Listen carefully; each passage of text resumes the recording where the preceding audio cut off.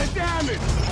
In the 1950s, the US began looking for a replacement for the M48 Patton. In 1954, the T95 was selected for the development and construction of the pilot models began in 1957. Although, as development continued, it became clear that the T95 would not have a significant advantage over the existing M48, so the project ended up being cancelled. However, the T95E3, lessons learned through that tank, did eventually end up creating the turret for the M60A1. Getting back to the E3, the T95E3 has the T140E3 105mm gun capable of doing 2,363 damage per minute and with a pen of 261mm at 100 meters or 109 yards and 251mm of pen at 500 meters or 546 yards, leaving very little of the T95 can't pen. The only thing it might bounce off of is extreme angles and extremely thick armor, as with the 268. At a very specific angle, shells from that will bounce. All of these numbers are with the regular armor piercing ammo type, not the premium ammo type, because that stuff's expensive. A velocity of 1,067 meters a second, that's 2,500 feet or 11.6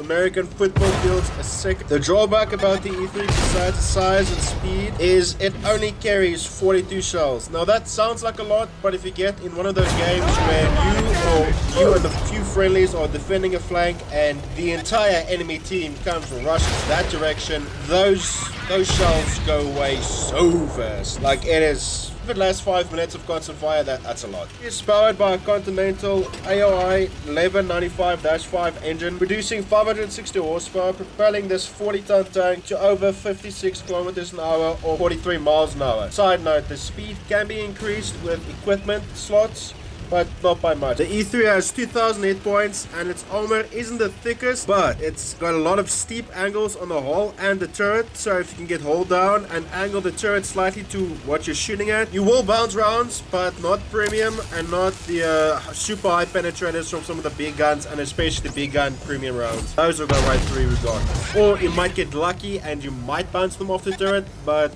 chances that's very low. As with most tanks, try and hide the lower plate best you can, trying to get hold down behind a hill or like a rock or something. If you can, just angle the turret slightly away or towards the target that you're engaging out in the open, but this only really works for one target, and most of the situations you won't be engaging one tank, you'll be engaging three, or three will be engaging you and you'll be shooting at one. Thanks for watching till the end. If you like this type of content, leave a like, comment and subscribe. War out!